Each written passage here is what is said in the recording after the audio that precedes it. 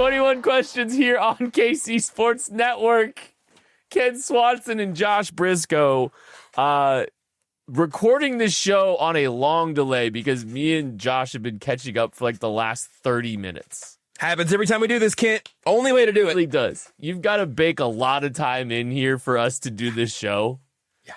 And I think some people probably would have rather just listened to the recording of what just happened because we were on an absolute heater. We'll do a Patreon bonus content at some point. At some point in KCSN's evolution, we'll start doing paywalled NDA bonus episodes, and then you can have those. That's a frontier we really haven't explored yet. Like paid content, access to the. Yeah, you right. No, just okay.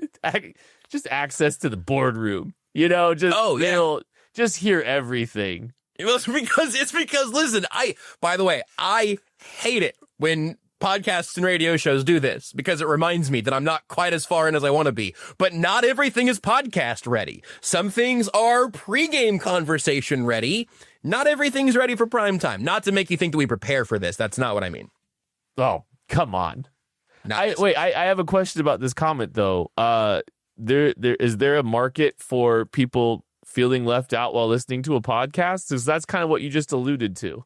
Oh, I hate it whenever the hosts are laughing or something, and then one of those like, wait, sorry, what are we laughing about? Like, oh, I'll tell you off air. You know, I'll tell you later. I hate to hear that as a listener because I want to know what you're laughing at, even if you're just laughing at like your mutual friend Ted who texted you something funny. You know, I don't think I am close friends with anyone named Ted. I know one Ted. I know two Teds. Shout out to all the Teds out there.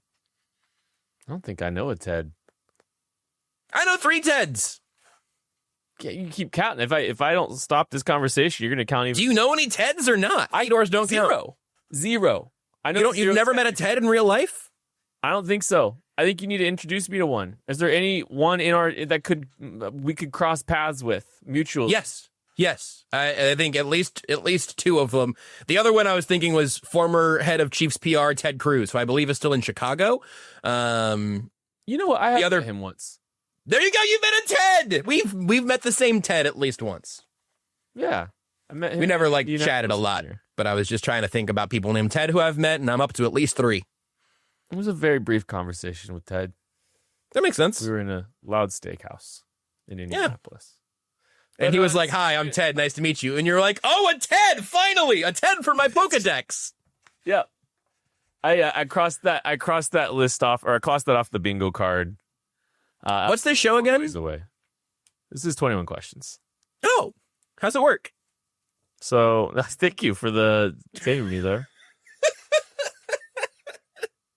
How did you ask questions for this show? They can go to the KCSN's Discord. And how do you get access to the Discord? You sign up on KCSN.com for our premium content, which we do charge for. Yeah, feet pics not included, but if you send extra, you might get one as a surprise. There's a new tab on the website. Just Did you say a nude tab? No, I said a new tab. Got it. On the website. Okay. Thank you for saving me again. But yeah, plenty of questions from the KCSN Discord today. We're appreciative of all of those, and I'm excited to hang out with Josh. It's always an excuse. And I here's the thing, and I don't know if we've talked about this on this show, but Josh is like, everyone wants to 21 questions with Josh. We've definitely talked about this on this show before. Okay. And so I try to give him a break because literally everyone tries to get him on this show. Warms my heart. We've all shown a little bit of respect for you and your time. Because you always say yes. And look, the off season arrived early. We're gonna do a few off season editions. We can get my usage rate up a little bit in the spring and summer months. Can I ask you a question off the rip actually? Because I'm curious about this. Because I'm a ginormous draft nerd, and you actually, I think you present yourself very well during draft season. I'll just tell you that, Joshua. Thank you. I appreciate that. It means a lot. Does draft season change for you because the Chiefs have a top 10 selection? Yeah. Does it Does it feel different for you sitting your January 9th? Because it definitely feels like that for me. Yeah, it feels hugely different. It would feel another form of different. I think if I was still doing like the daily written content thing that I've done for many years before this one. But yeah, I mean, it completely changes the way that we talk about their top 10 targets. You can reasonably build yourself a big board with 7 non-quarterbacks and say, hey, I'm going to rank these 7 guys and how I'd feel about them at number 9. And obviously that's not all the work you have to do on the entirety of the draft, but you can actually have for me, it feels like I can have a quote unquote draft crush that isn't just like totally to the whims of 30 other teams in front of them. We talked a lot about Josh Simmons, which worked out pretty well. Like Luther Burden was there, so like it was worth having some of that conversation ahead of time. But often you're going, man, I'd really love it if this player would be, if Derek Harmon would be there. Well, he wasn't, Josh. He wasn't. It doesn't matter how much you like Derek Harmon pre-draft. He wasn't there for the taking. In this case, you know who your top 10 players are going to be, or at least you have a good guess on what your top 10 might be. You can slot the Chiefs right in there and run that top 10 mock 100 different ways. And it is more exciting to me, I think, because there's also a blue chip player at the end of the rainbow, hopefully.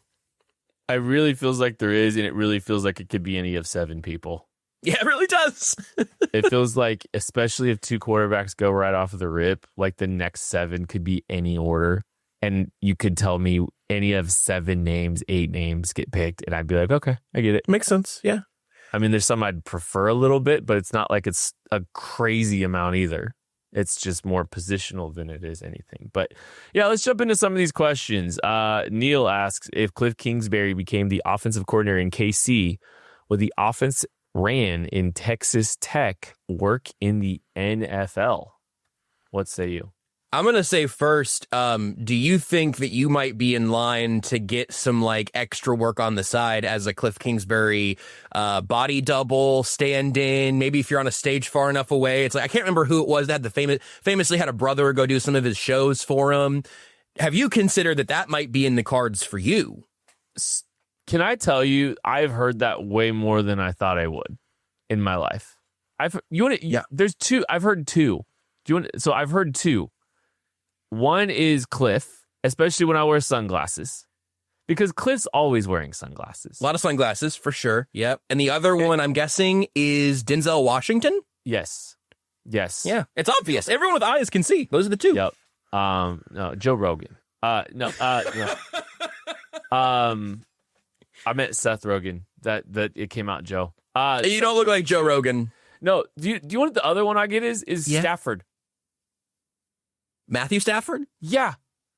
Well, if I cover your hair, I'll tell you what, you have his beard a little bit. I got to cover your face like Batman, and if you were wearing a Batman cowl, I'd be like, is that Kent or Matt Stafford? But the overall look is just, you've got a lot of Cliff going on. I've heard I got a lot more Cliff. And no, Neil, I don't think the offense would translate. Sorry, we didn't answer that question. I mean, look, here's the thing. This is, I imagine we're going to get some other OC questions in the mix too. Oh yeah. But whatever the answer is, it's Andy Reid's offense. It's Andy Reid's offense featuring Cliff Kingsbury, or Andy Reid's offense featuring Eric Bieniemy, which we've actually seen before. So I think whatever it is, to expect a overhaul would be foolish. To expect an evolution would be wise. Even what Cliff Kingsbury's done in the NFL is not an apples to apples translation of what happened at Texas Tech either. Sure. So like, he's absolutely evolved into an NFL play caller a little bit differently. Some things just aren't going to translate. It's, the wide splits, the deep drops, getting 5 out in the route as much as they do. It's just, everything's not gonna go apples to apples. Casey from KC, if we trade Trent McDuffie, how far up the board can the Chiefs get to by combining their 9th pick with the pick gained from Trent McDuffie? And is there any prospect worth doing that for? I figure you probably have the calculator. I can stall while you calculate if you want. Here's we'll play this game. We're gonna play this game. Okay, I will use the handy dandy calculator, but I want you to tell me the value of the pick that Trent McDuffie could be traded for. What is a team willing to give up in value? And you tell me that, and I'll work the other side of it. Obviously, I don't know for sure, and that's what makes this conversation around McDuffie so interesting, because if somebody said, hey, we think he's Sauce Gardner and we don't care about the contract, here's 2 firsts. I think the Chiefs do that without blinking.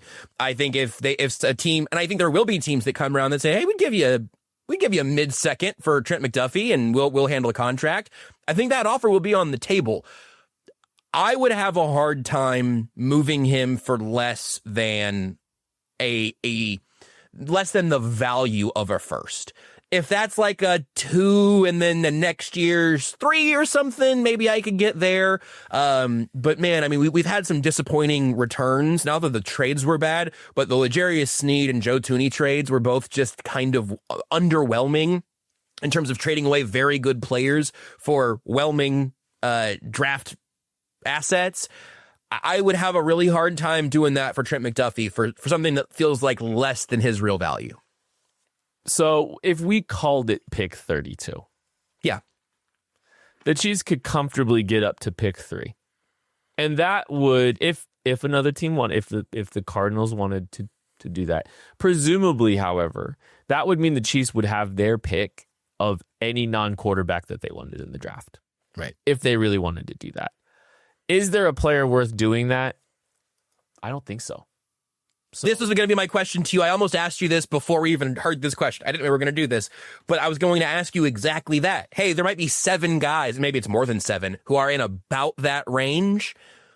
It doesn't feel like there's any question about quarterbacks going 1-2 because Myles Garrett is not in this draft. Myles Garrett is only ever in one draft. But like the real obvious number 1 overall pick caliber players aren't quite here, it doesn't seem to me.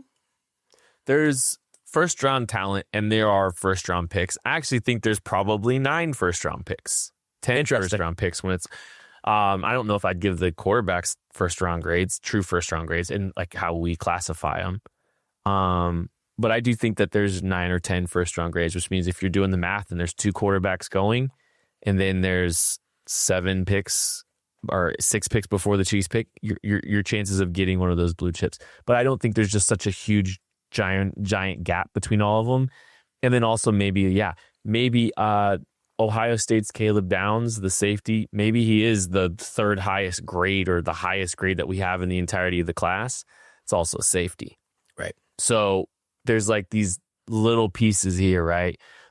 If you told me the Chiefs wanted to maybe keep the McDuffie or like, let's say they got pick 32. I'm not, whatever. Yeah. Let's say they wanted to trade their second to move up. And then now they're getting, so they could secure the best edge rusher. Sure. Like that would make some sense. I mean, even pick 40 gets them up pretty high too. But then maybe you're picking high up in the top 5 and then you're picking 32 and taking the best wide receiver available. But there's just, I don't think there's a ton of scenarios where I'd be super excited about them packaging a McDuffie pick. I think that needs to be a player. I agree. You could probably get a receiver out of it. How about Mike McDaniel's coming in to be the offensive coordinator for the Kansas City Chiefs? Would love it. Okay with that? Well, I'd be thrilled. I don't think that's happening. Well, let me flip the question on its head a little bit because I would be thrilled with it as well. It's not only is it the best option, it's the most fun. Yes. Easily. Do we think Mike McDaniel would be okay being an offensive coordinator that doesn't call plays? I don't know Mike McDaniel. If I was his agent, I'd say, hey man, Detroit's right there. Like you can go into a place where it can be your offense, and I wouldn't be mad if I'm a Tennessee Titans fan. If Mike McDaniel's my head coach next year, I would be at least open to that possibility. I think he's probably one of the 8 best head coaching candidates available this cycle. So that's how highly I think of Mike McDaniel. I would love to have him in Kansas City. I don't think it adds up. I don't think it makes sense for him to come here, not call plays, have at most 49% of the vote, and for what? You know, I mean, it's not just to coach Patrick Mahomes. I do think, like with the Kingsbury thing, I think Nate has said that Andy Reid's under contract for 3 more years. And then, you know, not to get all Mike Florio and everybody here, he didn't retire 3 years ago. I'm saying if you look 3 years into the future, that seems like a possibility. If you're Cliff Kingsbury and you want to hang out here for 3 years, not call plays, but learn from Andy, work with Mahomes, and think you're going to have a pretty good track for a future head coach of the Chiefs argument, I think that makes sense. I think if Mike McDaniel comes here next year, the Chiefs offense explodes for whatever reason. He's somebody else's head coach in 2027. I think he's someone else's head coach in 2027, regardless if he's calling the plays or not. Right. I agree with that. And so, I mean, I think the challenge for Mike McDaniel is not necessarily about his end game. If he's taking, it's just literally not having control would be such a challenge for a guy that goes from being the head coach to not even getting to be the play caller when you are absolutely a good enough play caller. And I guess, like, you know, maybe not, because like he did work for Shanny. Mm-hmm. You know, he did work, and he wasn't the play caller there. He would easily be the most fun. Those interviews would be insane, and the run game would be equally sick. And like you would just have, you know, Brashard Smith lining up in the back pylon, 50 yards deep, running an angle route.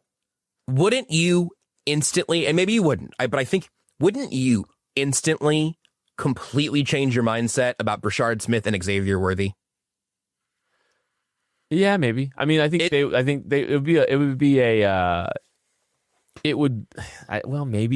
Just because I don't know how much. I think there would be Mike McDaniel's influence, but I don't know how much would seep in enough to really just put rocket ships on those guys. Fair enough. I guess I would say if Mike McDaniel had the keys to Xavier Worthy and Brashard Smith, yes, I would be right back on the hype train there. And that's a tough thing to kind of admit, because I don't think Matt Nagy is solely to blame for the death of the Chiefs' playoff run, or their playoff streak. And I don't think Andy Reid has just like lost it. But I think Mike McDaniel would have had more fun with Brashard Smith than Xavier Worthy than the Chiefs did this year. I agree. And I have probably the most important question that I will ask you all day, right after this. Heather Luce, broker owner, KC Local Homes, and Emprise Bank has been a great partner for us. They're our partner in Possible. Debbie and I hit it off immediately, and she was one of the first bankers that I would say sat down with me and actually like genuinely cared about my story and where I was coming from and what I was trying to do, not just what kind of loan do you need, how much equity do you have, you know, and she really kind of laid out my options for me and just made the process make sense. And I felt comfortable with it. Start to talk about it and think about it. A building popped up that I wanted, that I could afford, and it was in a great area. And so they really guided me through the SBA. I used the SBA loan to acquire it and really guided me through that process and made it happen. I think that we talk about that a lot, where we wouldn't have a business. We wouldn't have what we have here if we didn't have the clientele that we do. I've always functioned out of a people over profits mentality. The houses sell themselves, right? Like, I'm here to help people and facilitate the transaction for them. Hey, what's happening, people? It is Benny Heiss, KCSN betting analyst. And while the Chiefs may not be in the playoffs, that doesn't mean there is not plenty of action to go around for the rest of you that are still crazy fans of the National Football League. And with DraftKings Sportsbook, an official sports betting partner of the NFL, it makes every playoff moment feel bigger. So whether you're looking at individual matchups in the wild card, or for a possible Super Bowl matchup, or for futures come postseason time, DraftKings has your back, and they also have your back with early exit protection. If the player in your eligible NFL prop goes down at any point in the first half, guess what? You can still get paid in cash. What an opportunity. What a way to be able to enjoy the playoffs and not worry about anybody that you include in those props going down, especially early on, and ruining the rest of all of your legs. So here's what you do. You download the DraftKings Sportsbook app, use the code KCSN, that is code KCSN, to turn $5 into $300 in bonus bets if your bet wins. In partnership with DraftKings, the crown is yours. Remember, if you have a gambling problem, call 1-800-GAMBLER. New York, call 877-8-HOPE-NY or text HOPE-NY. Connecticut, call 888-789-7777 or visit ccpg.org. On behalf of Boot Hill Casino in Kansas, wager tax pass-through may apply in Illinois. You must be 21 plus in most states, void in Ontario, restrictions apply.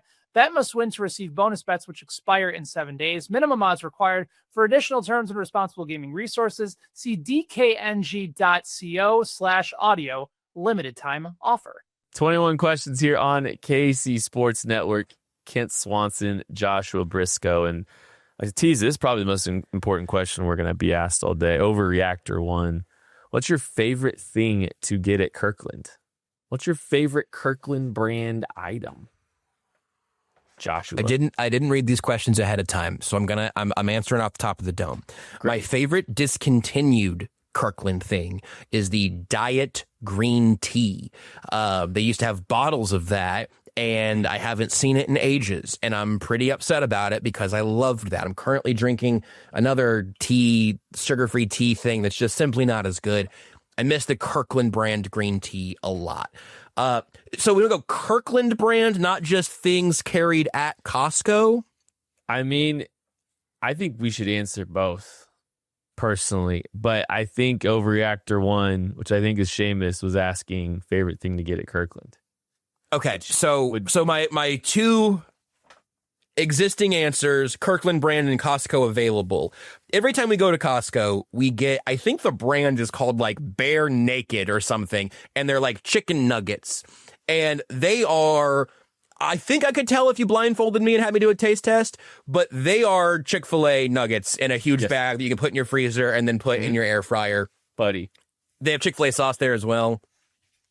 That's my number one overall pick, I think, for things from Kirkland, or things from Costco. But then I believe that it's Kirkland brand, these big resealable bags of they're like s'mores bites or something, and it's like graham cracker and marshmallow coated in chocolate. I believe that's a Kirkland brand product that also just every time we get one of those. So, are you proud of me? I'm very proud of you. Yes. I love to get a Kirkland brisket, which, I mean, it's just Costco. I guess technically it's not Kirkland brand. That's not my favorite, though. I was going to say this, but my favorite Kirkland thing is also a drink. Kirkland LaCroix. Oh, or seltzer water. Yeah. Yep. I've had a few of those. They were solid. I love the Kirkland pellets. Sorry? And let's be real, folks, like smoker pellets. Smokers. Got it. Yep. Smoke that brisket I get at Costco. Yep. Good. But I was going to say my favorite non-Costco item is the Just Bear Nuggets. They're so good. Okay, Just Bear, not Bear Naked. That's a good branding clarification. I think you're right. Just Bear. I think you're right. Here's They're so good. Josh, here's what I want you to do next time. Next time you settle down to make those. And actually, there's a few instructions here. You need to go, when you go to Costco next, you need to get the 2 jumbo size containers of Frank's Red Hot sauce. I've got one of the, not the buffalo sauce, just the straight hot sauce. Okay. Just regular Frank's. Okay. That's why you got diversity there. You're going to make your own buffalo sauce. I'm going to make my own buffalo sauce. I can tell that you're headed here. Oh, this is a delight. You're going to buy a little Mike's Hot Honey as well. Okay. I am. You're right. I am. You're gonna take a slab of butter. You're gonna melt that down, and then you're gonna throw a little Mike's Hot Honey in there. Then you're gonna throw a little bit of that Frank's Red Hot there. You're gonna mix that all up, then put it back in the microwave, and just let it 5-10 seconds. Just heat it all up so it's a good consistency. And you've got it in a bowl, right? You just throw all those nuggets straight into that bowl. Dump them. You just dump them. Just stir them all up. And then you're going to get the giant containers of, it sucks, but it's Hidden Valley Ranch at Costco. Oh, interesting. Okay. Yeah, I'm not a huge Hidden Valley guy in the ranch pantheon, but I shop other places, you know. I'm not either, but I'm not allowed to shop us at this point. Whatever ranch you want. I'm just telling you, as I was thinking through it, I was like, literally everything for this recipe I bought at Costco. Yeah. But yeah, dude, it's the hot honey and the Frank's Red and the butter is a tremendous combo. Oh, I love that. I love that. I will follow suit. And I was so hungry before we started doing this show. I don't have any of those chicken nuggets in the freezer right now. And I want those worse than I want my next breath. I always make sure we have an emergency bag. Like, it's like, we'll go shopping. So like my wife will always have, like, she goes and shops sometimes, like when we're not together, but sometimes we go to Costco as a family. Cause like a family that goes to Costco together stays together. Right. Or they at least are very well fed and very exhausted by the end of it. Yeah. And feel like they've accomplished something.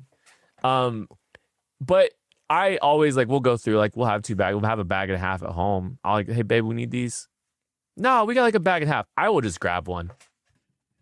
I've been left speechless during this entire explanation, not because I am baffled, but because I feel like I'm looking at a mirror. I don't want, there's definitely a diagnosis for this, and somebody could probably help me out in the Discord later. I don't want to eat the last serving of nuggets ever.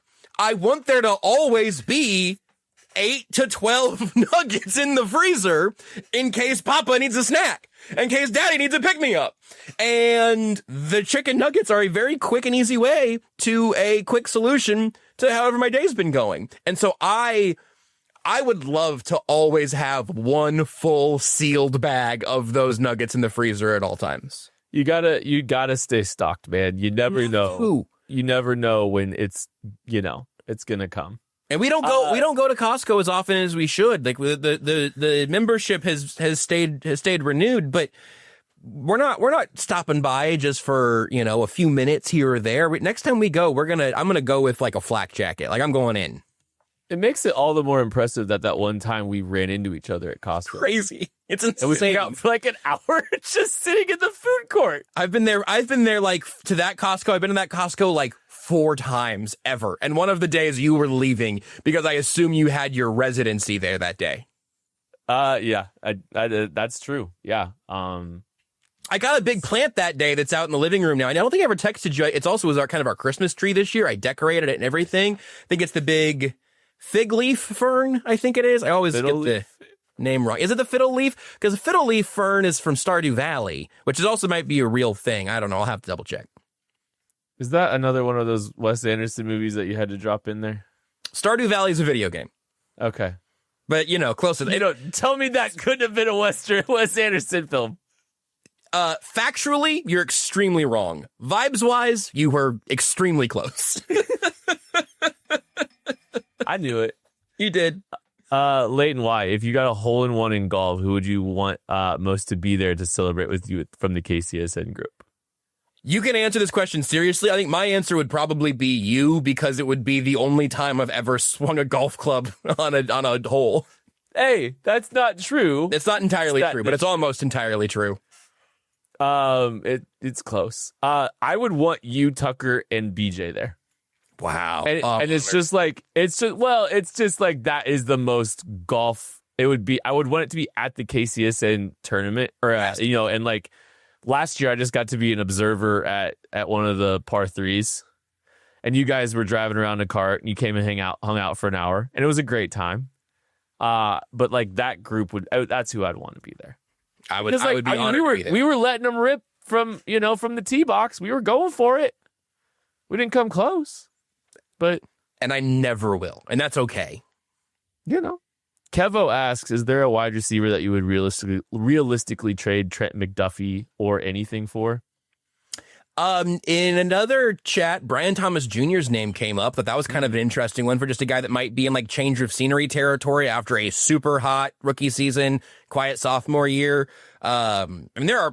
The answer is yes. Like if Justin Jefferson wants, there are lots of, I guess, obvious answers. I think BTJ might be the like weird fun one of like rookie contract with a little time left. It'd have to be a rookie contract. Yeah. There's no logic to trading McDuffie for another big contract receiver. I think unless the math ends up on their side, but now you're a team that's acquiring Trent McDuffie and you're eating your receivers' dead money like the Jets were with Sauce. Like I don't think that makes sense. I guess maybe Garrett Wilson.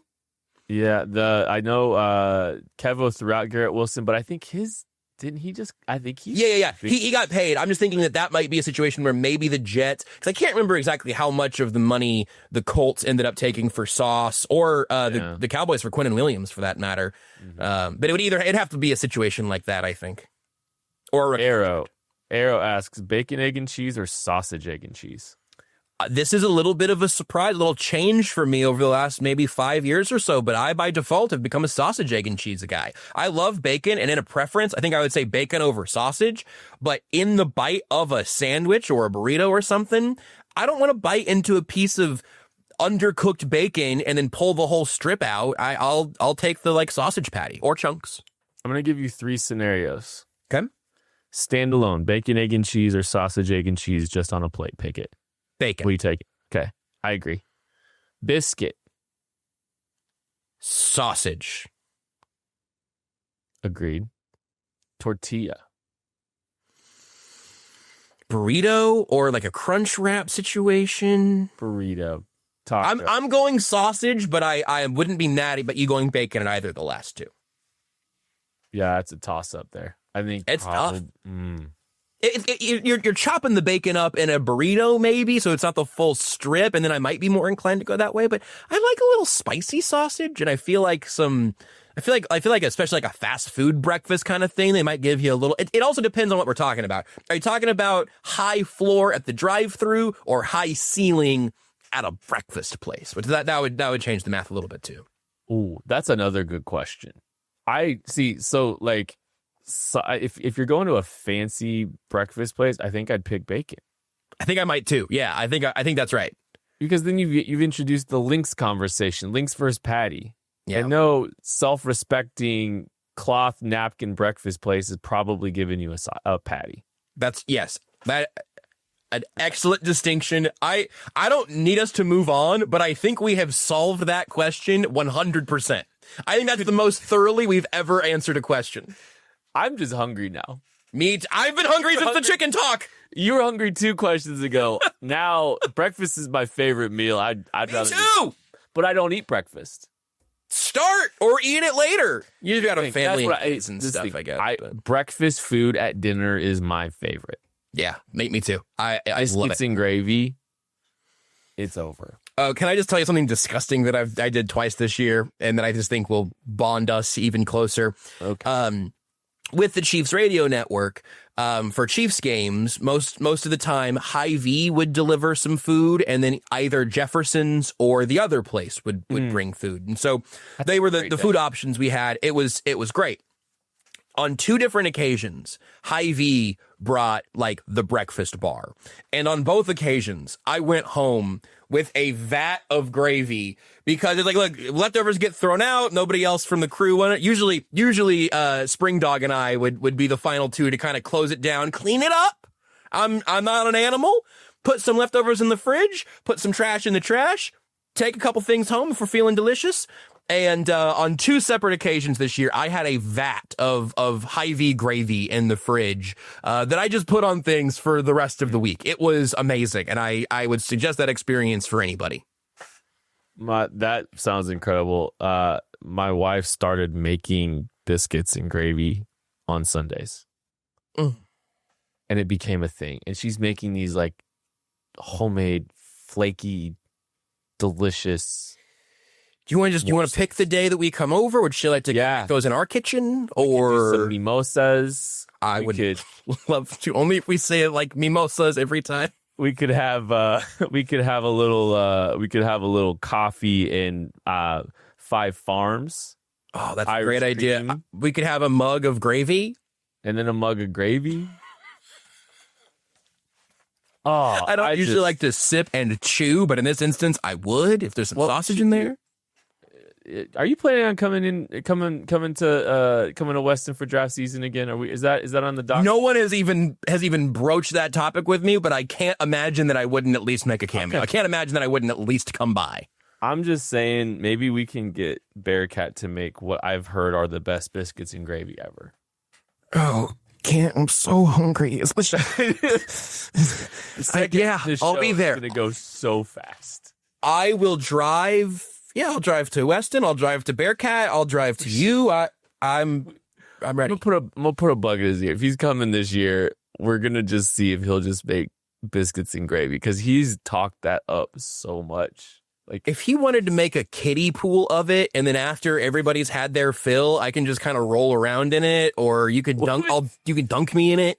It's like, oh, if we get to, we do these we mile markers for fundraisers. If we get to $1 today, Josh,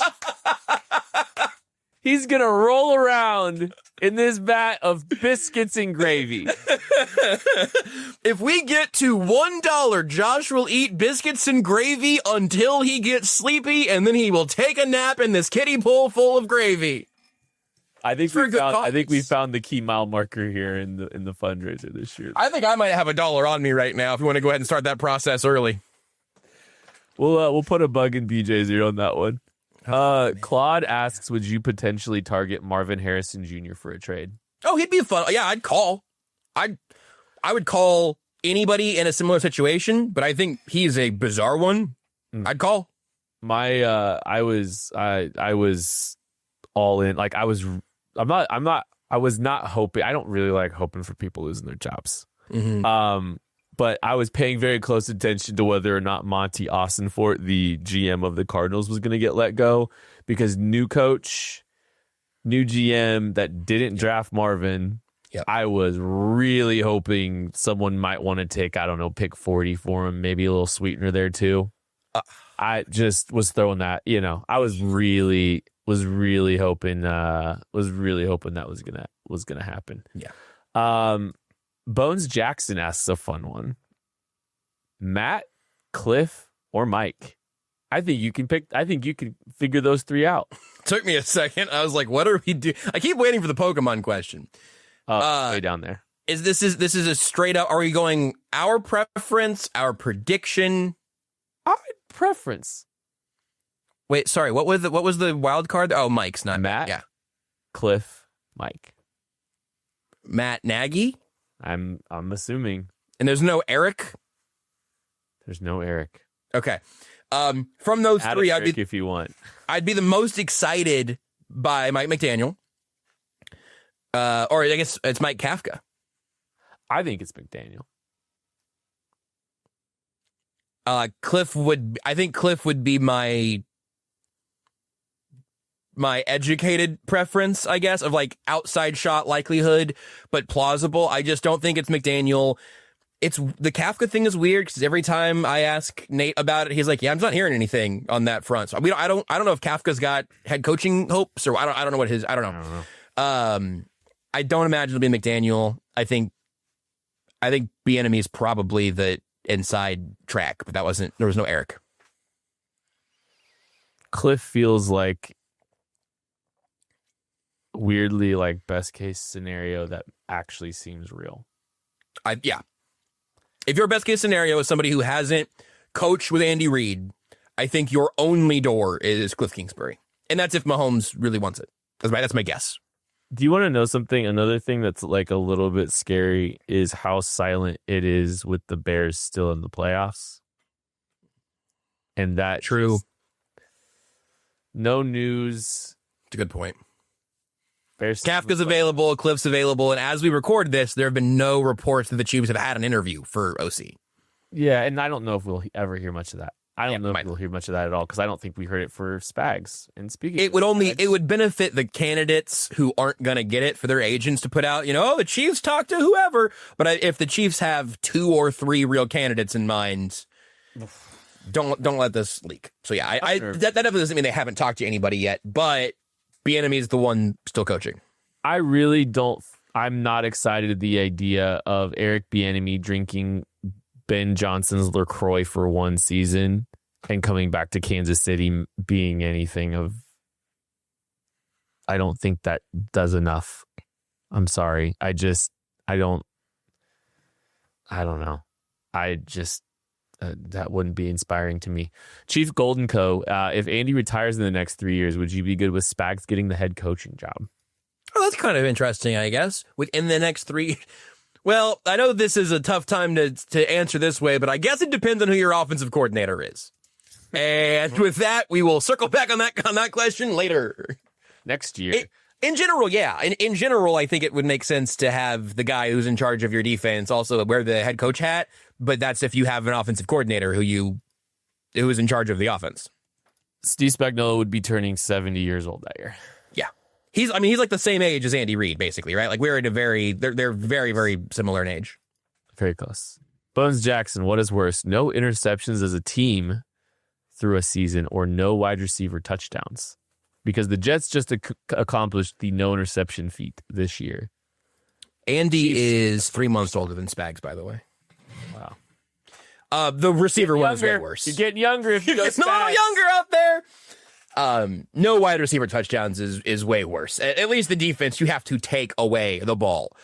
A wide receiver's number one job is catch the ball, and the number two job is to score a touchdown, and that's worse to me, I think. It feels... I would love to know the math on how hard each one is to accomplish. Has the wide receiver thing happened multiple times? Did it happen before the Chiefs did it? I think so. Okay, I think we're at one each in the modern era, which is it happened when like old Curly Williams was right. There are no wide receiver touchdowns because there were a lot of wide scat end touchdowns. Like, what does that even mean? Yeah, wide scat end. Yeah, that's he gives it to the wing back. I love that part of the impression. You got that part down. Getting risky, throwing it on 3rd and 17. Real the ball going strategy. The ball's going forward in the air. I don't even. Is that new in the rule book? The refs are circling. Nope, and the other team caught it. To do. That's the first ever interception. Certainly, every team's going to have at least one of these for the rest of the life of this sport. Anyway, what coverage was that? The only coverage options were cover that guy or don't cover that guy, right? That's what I think. It's like, the X's and O's, it really was like just one line connecting each other, just kind of like, how God intended. Yeah. Beat man coverage. Lee 87. Make 2 free agent moves or trades. And then who would you draft at pick number 9? I got a couple fun ones. Yeah, why don't you go ahead and you cannonball first, and I'll cheat off your notes. I don't even know if it's fun. Fun may not be the right word. I want something fun. I'm gonna try to come up with a fun one. I'll stay on offense though. Tyler Algier, the running back from the Atlanta Falcons, feels like real good value. Yeah, as a former BYU Cougar who I never even thought about that. Has a 1,000-yard career. Or a 1,000-yard season under his belt already, but just happened to run behind Bijan Robinson for the last few years. I think he could be good value. And then I'll throw, how about Isaiah Likely at tight end? Down year this year. If you pay attention to Pretty Ricky on social media, right before his broken foot, I think the expectations that he was going to sign a 3-year, $39 million contract, very similar to the exact same deal that Mark Andrews just signed. Interesting. And so maybe you can get Isaiah Likely at a decent value, and then I'm taking Auburn defensive end Keldrick Falk at pick number 9 and winning a Super Bowl. Sounds like a plan to me. I think the Super Bowl part's my favorite part. Yeah, me too. I don't really honestly care that much about how they get there, other than that part. I was trying to decide if there is any fun defensive ends available in free agency that aren't depends on 30 years. Depends on what you think about AJ Epinesa. Yeah, and I didn't want to think about AJ Epinesa. Yeah, I guess Mafe, there was enough smoke there that it might just be because there's got to be somebody. It has to be someone because the room. You know who else is on this list if you scroll down long enough? Charles Omenihu and Emmanuel Ogbah. Somebody, and you know who's going to be on this list? Mike Dana. You're going to have to add somebody. It can't just be Ashton Gelati 90% of the snap counts and then Ruben Bain. You know, you've got to be able to build something out there. So I guess there's a little bit of redundancy here that I didn't plan on, but the one running back who I think Algier makes a ton of sense. The one that I never hear anybody really talk about that I think is just a player that I like Kenneth Walker. And I don't know why. I don't know if that's a good take. I don't know if he just, I don't know if I'm going to want to pay that contract, but every time I watch him run, I think, man, I'm like a little surprised that he's the guy that's just going to hit the market and see where he ends up. I don't know if I'm inflating him from a year that I had him in fantasy football. Like, I really don't know. But I think the Boye Mafe, Kenneth Walker, or Algier, or one of those similar players, I think that makes sense. And then I'm taking Carnell Tate while we're here. I think I would not be mad about the defensive lineman that takes over from there. But if I'm going to give you a different answer that's not a D lineman, and I'll take Tate. I'm not going to be mad about a lot of things. Yeah. Regardless. But imagine how many things you would be mad about and the chances that they do one of those things. How would you feel if the Chiefs drafted Jeremiah Love from Notre Dame? I would feel whelmed, I think. So here's what I've said and where I've kind of landed on some of this. If you draft a running back at number 9 overall, he has to be Bijan Robinson. He can't be a top 15 starting running back. No. He can't be a top 10. I don't think he can be a top 8. I think you have to say this is one of the minimum 5 best running backs in football, starting in his rookie season, going through the entirety of his rookie deal. That's what you're saying he will be if you take him at number 9. You can decide where you want to leave the cutoff, but like Derrick Henry, at least for a long time, the fumbling problems this year, I wonder if he lines up the same way statistically. Derrick Henry and James Cook and Bijan Robinson and maybe Jahmyr Gibbs, but I don't know. They got 2 running backs that look like really top end guys. If you are someone who is changing an offense because you are a guy that other teams are literally planning their defense around, I don't think the Falcons should or do regret the Bijan pick. And I think that the Kyle Pitts pick was way less satisfying, even though the upside was easier to see from him or whatever, right? I would rather them just sign Breece Hall or Algier or Kenneth Walker or whoever and then draft a running back in the 3rd or 4th round. I don't want to just like ignore the position. But I think it's going to be a lot harder to get a blue chip defensive lineman or wide receiver than it is to get a running back who can raise your floor and your ceiling in free agency. I just don't think those guys are there in free agency at receiver or defensive line. I think Love could be a top 5 back almost immediately. He just has to be like that. That's what's required of you in that slot. Cook, Taylor, Bijan, Shane, Gibbs. I mentioned, but like, I mean, I think Love could slide in, and and McCaffrey, and McCaffrey and Henry on the way down. I don't know. Right, he's close. And that's the other. There's been a little bit of stuff with Clyde going around in the last few days of like, look, if Clyde Edwards-Helaire never got hurt, maybe it's different. If Jeremiah Love does get hurt, it changes there instantly. And that's something that like only running backs can be injured. But if David Bailey is a top 25 defensive lineman in the NFL, that's probably worth the pick at 9. If Jeremiah Love is the 9th best running back in football, that's not worth the pick there. That's why his margins are so much tighter. I agree. I think for me, the situation would have to make sense. Like, you'd have to feel good about the rest of the roster. But yep. I'm not going to be mad about it. Like, I'm not going to be mad about it, but there might be some players I wish that they drafted ahead of him, if that makes sense. Yep, absolutely. Like, I think there's a chance, there's a few positions I'd rather them address with players that actually meet that bill. I'm going to give you a speed round. This is draft or free agency, and I think you could even say both, because I think there's a couple on here that I would say both. All right, so draft, free agency, or both. Okay. Running back. Both. Agreed. Tight end. Well, if Travis Kelce's back, you still need to draft one. If Kelsey comes back, you don't need one in free agency. Okay. That's right. I think free agency if Kelsey doesn't come back. I agree. And maybe draft if they don't. So if Kelsey doesn't come back, I guess both, because you don't have your tight end of the future on the roster. Nothing that they've done with Noah Gray or Jared Wiley or Jake Brenningstool or Bob Tonyan has given you any reason to believe that they think their next number 1 tight end is on the roster. Wide receiver. Both, probably. I think because assuming you're losing Hollywood and maybe Juju, I think probably both. D end. Definitely both. Has to be both.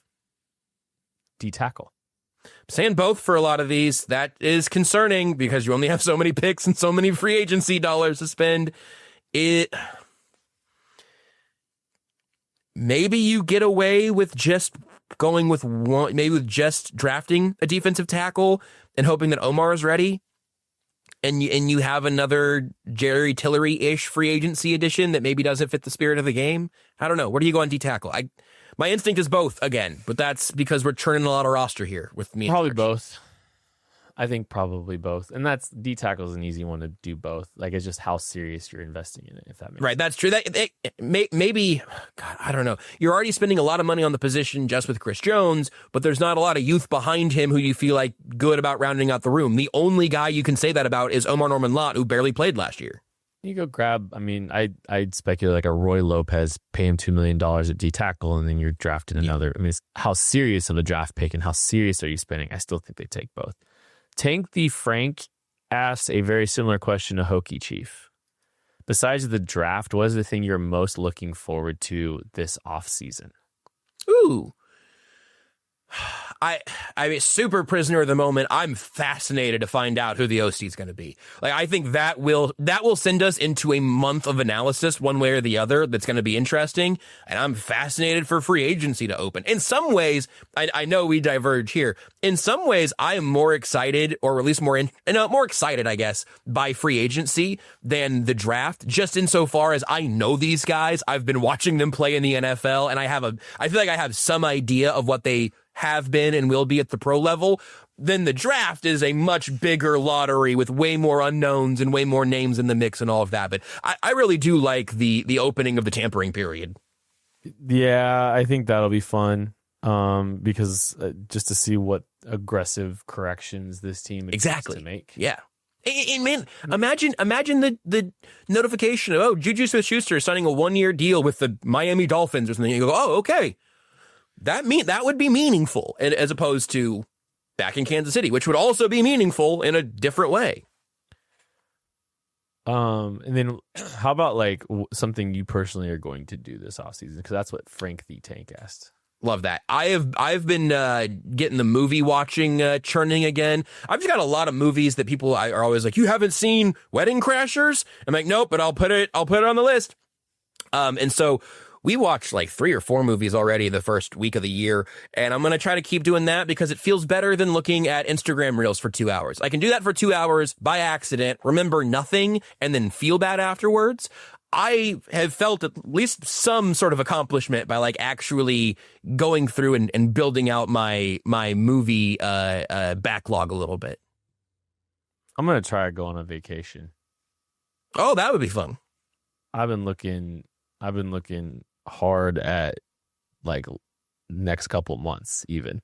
Like, you should get ready for the draft. I don't think we will. I think we'll wait, but I so badly just want to go somewhere. I found a 4-night cruise for my whole family for $650 on Royal Caribbean, and I thought about doing it.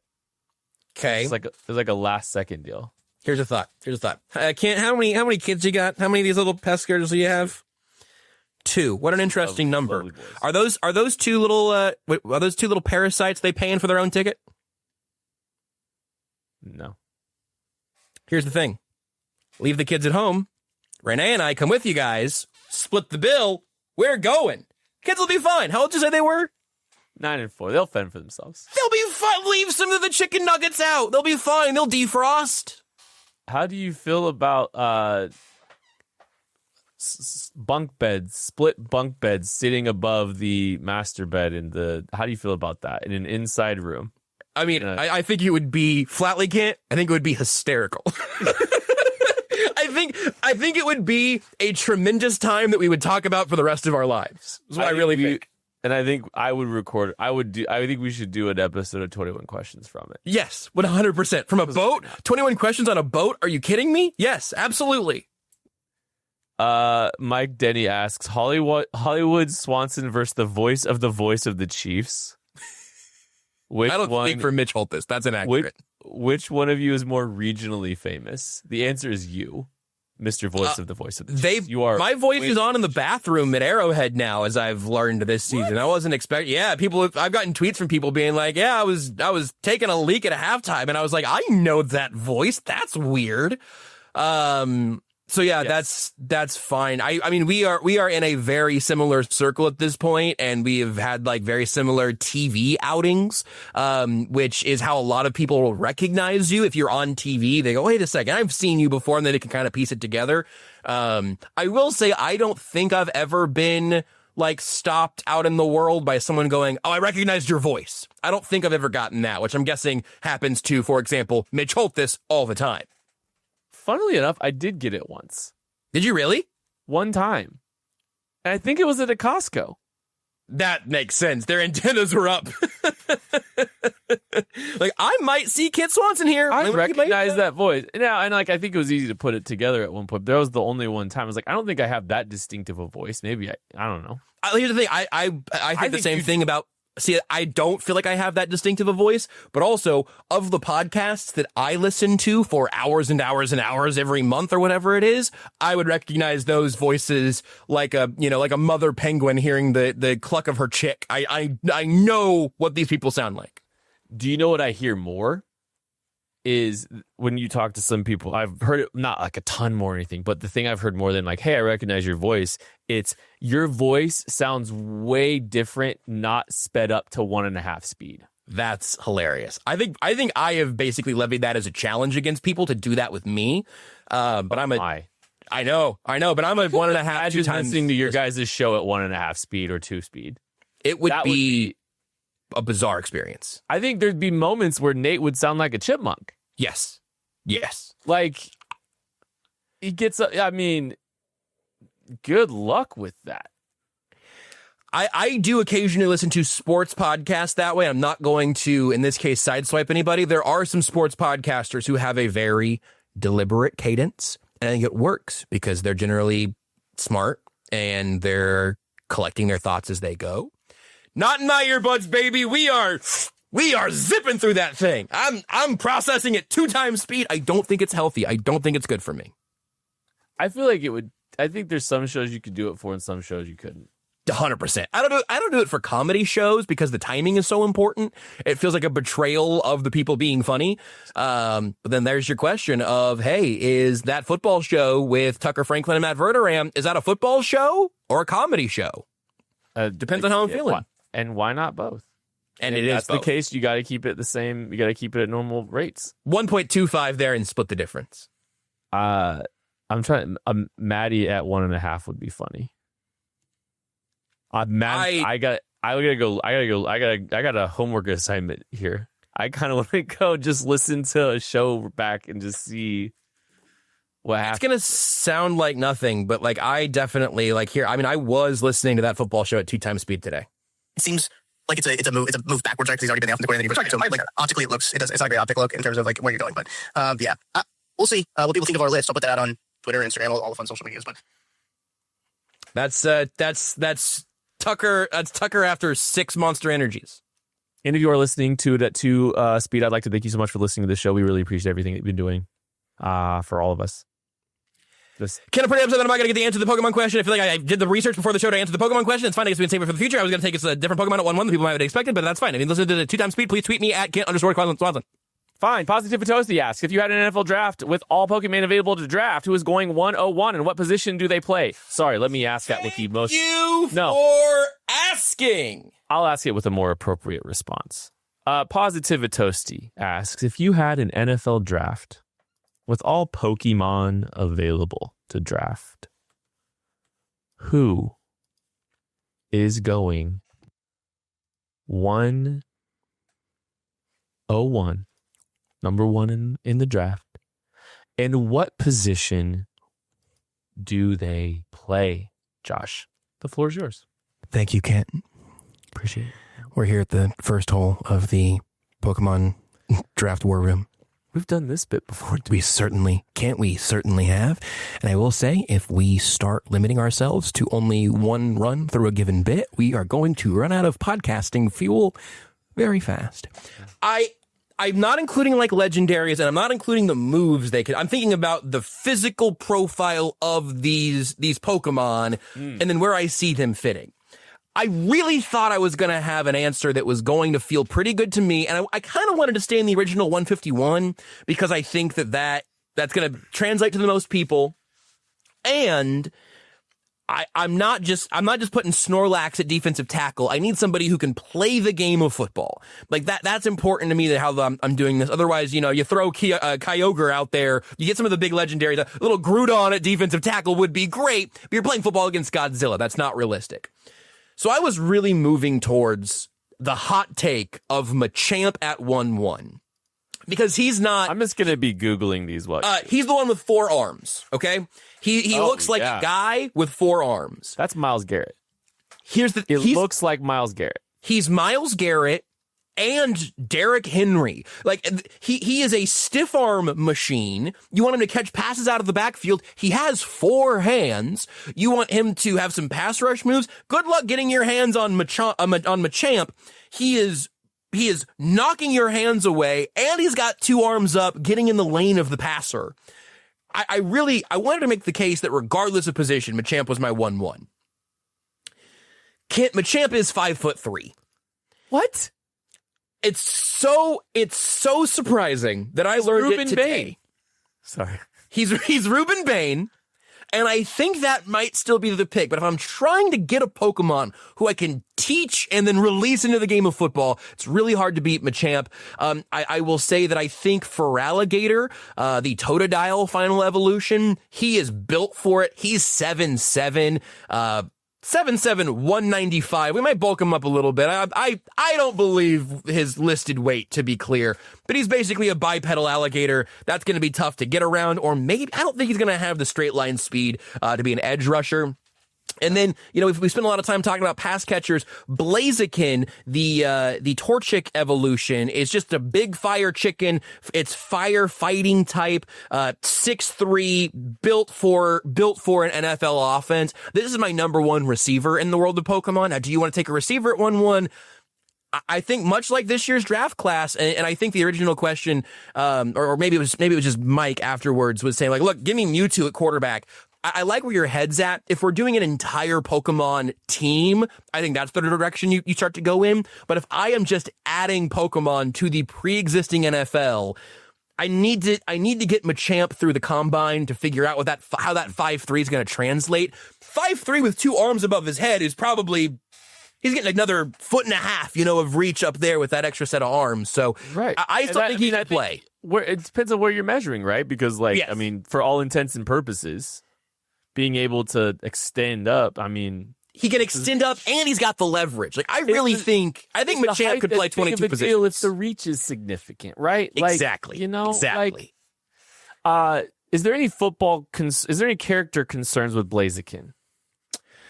I think because he is literally a fire chicken, I think he probably gets some kind of diva thing. I think he's a diva wide receiver in a dominant, blazing fast way. I think Blaziken is clearly my number 1 wide receiver in the Pokemon universe. I just think he is a quintessential wide receiver 1.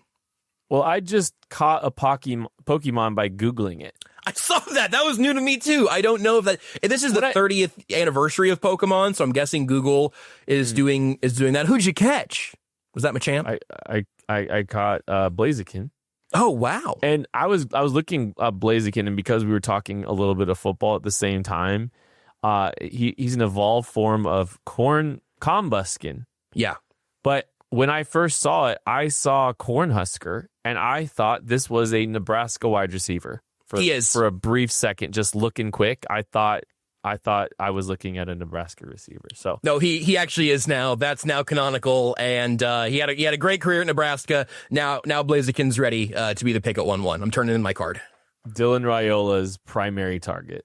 Yeah, he got overshadowed because of Raiola's Hold Mahomes thing, but people didn't even realize his number 1 receiver was a Pokemon. Yeah, it's the things that we it's canon now. I think is what you just said. So lock it in.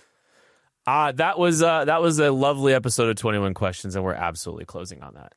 You were going to say a long episode of 21 questions, and then you decided to say lovely instead. I have it in contracts that I won't do podcasts for KCSN unless we go over an hour. And I have it in my contract that it has to be at least 60, and then I get overtime for anything else.